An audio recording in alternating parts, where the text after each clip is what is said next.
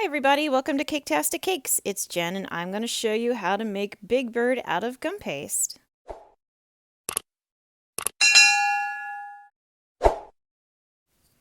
Alright, we're going to start with Sesame Street's biggest bird, Big Bird. So I'm going to start with his body. I took some yellow, as you see, and kind of made it into a very soft and rounded off cone. It was a little too tall, so I trimmed it down. And now I'm going to add his feathers. His feathers, you see the straw? I cut half of it off.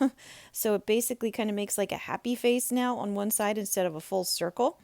And I'm using that little happy face part to push it into the gum paste and kind of lift it up a little bit. If you've seen any of my other videos, there's one that I have out there of how to make a mermaid's tail without any molds.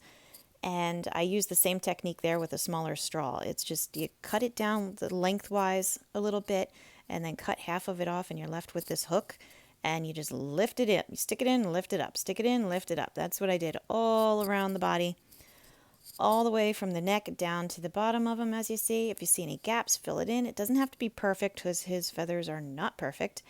And make sure you go around the top nice and high because where his head sits, you're going to maybe show a little and you don't want to mess it up.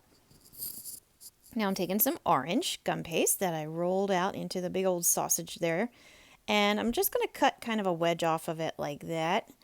These are going to be his legs. They were a little bit long, and so I trimmed it down a little bit more, but I made them match so they're the same length. And stick them on with a little bit of water like that and go right into making the feet. Now, if I had thought this out better, I would have ended up putting a piece of dried spaghetti through the leg into the body with the foot. That would have made everything stick a lot better because when I picked it up later, one of the legs was like, no, I'm not attached. So keep in mind you might want to have to do that. These circles are going to be his feet. I made a kind of a point at the one end, as you see, and broadened out the top. And I'm using the back of my knife to make two indentations and to separate a little bit between those pieces to make three toes. I'm using my fingers just to kind of round off the separations I made. And then once you get them nice and separated, nice and even, use a little bit of water and stick them right on. This is where, again, I said I should have used like a piece of dried spaghetti to attach it. If there was a little bit of dried spaghetti sticking out of the leg, I could have stuck the foot on there and everything would have stayed a lot better. I had a little bit of trouble down the line. These yellow sausages that I'm cutting at an angle, see, like that, and I'm matching them up, make sure they're all matchy, are going to be Big Bird's arms. His arms are huge and fluffy. And then he's got these like little tiny hands that come out that are very small and smooth and not fluffy. So I'm making the arms so that they stop very abruptly at the bottom, as you can see there. I used my straw again to make all the little feathers going all up the arm, a little bit of water, put it into place. I cut it at an angle at the top where it joins the body because Big Bird's upper body is very thin, like he really tapers up pretty tall into his neck, and he doesn't have like clearly defined shoulders or anything. And his arms sit lower, I guess because there's a human inside the costume. And I didn't want to lose that effect. So, all right, moving on. We have got kind of this like peachy pinkish color here. And I'm going to use it to make the stripes on Big Bird's legs. His stripes, I believe there's 3 or 4. I don't even know, honestly. I really should have counted, but I didn't. I put 3 on each leg and they kind of stick out. So I just made really long, thin little rectangles. I rolled it out really thin, but of course still it sticks out a bit. And just cut real thin little stripes out of it and using a little bit of water on the back of the stripes, wrapped it around the leg. I ended up having to lift up his arms to get underneath there. It was no big deal because the arms are still soft, of course, but maybe in hindsight I should have done those first, maybe? Probably. All right, and once you get your stripes on, then we're going to do the hands. The hands are just little kind of ovals of gum paste. I pressed them flat, made 2 cuts to make 3 separate fingers because he only has 3 fingers. I cut off the extra, at the wrist part because they were a little long. Stick them on with a little bit of water. I just had the fingers kind of resting on the legs, and there you go. Okay, do the same thing on the other side. I had a little piece of yellow gum paste, cut out 3 fingers, made them nice and pointy, cut off the extra at the wrist so he wasn't crazy long in the fingers, and stick it in place. All right, this circle that I kind of smushed down here is going to become his head. Him doing the same thing I did before with the rest of his feathery body. I'm using that smiley part of my straw that I cut there to stick it in and lift to make my feathers. I kind of started in the center and came out like a flower just because I didn't know how to do it otherwise. And it really didn't come out too bad, so I think that's a fine way to do it. I did the front and the back and the sides, so he's got little feathers all over. When you press his head down, I don't know, it did for me anyway. I ended up smoothing out some of the feather prints, so I kind of went back and touched it up a little bit. All right, now I'm making his eyes. I took 2 balls of white, tried to make them the same size.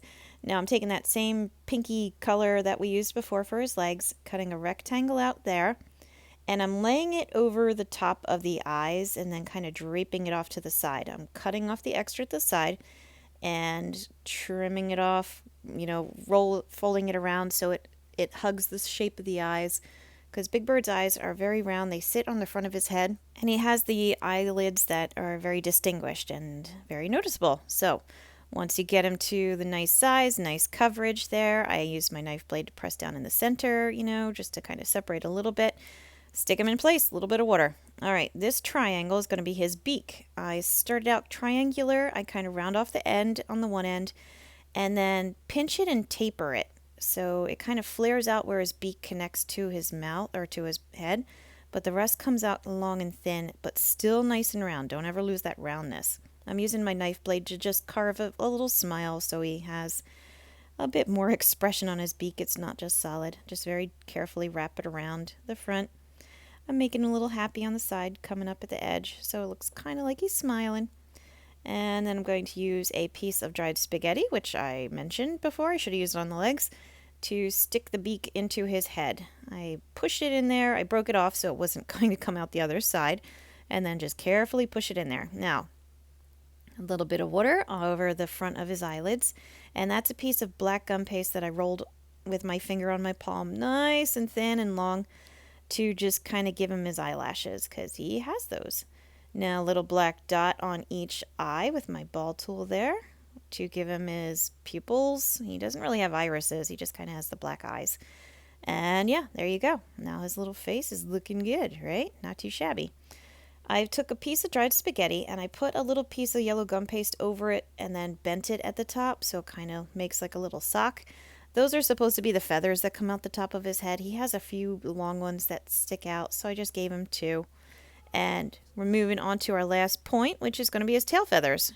Okay, to make the tail feathers, all you're going to do is take some gum paste, the yellow gum paste, roll it out, kind of like a teardrop shape, as you see. And I'm using my knife blade to kind of make like little hashes all up and down the sides so that they angle toward the center, but don't kind of like cross over the center into each other. And I do it on both sides, and that gives it kind of its feathery look. I put some marks on the edges just to kind of rough it up, so it's not a perfectly smooth teardrop with just lines going up and down it. And then add a little bit of water to it, and then press it against Big Bird's back. I don't know if you noticed, but I've got one in the center, and I'm going to put one on either side. And I have them bending over at the top, and the way that I did it, again, you can see I put the lines on the sides, up and down, on the front and back of it, add a little bit of water, press it into place. Because it's hanging over, they were just too heavy because they're kind of thick, and they were starting to peel away from the body. So while he was drying, I had a piece of paper towel that I rolled up and was just, supporting the weight of it, so they stayed in place. Anyway, there you go. So there's your Big Bird. Pretty cute, right? So thank you for watching this video. Please like and subscribe because it does help me out. If you want to check out my other videos, there's a ton of them out there in all different genres. And as always, thank you for watching Caketastic Cakes.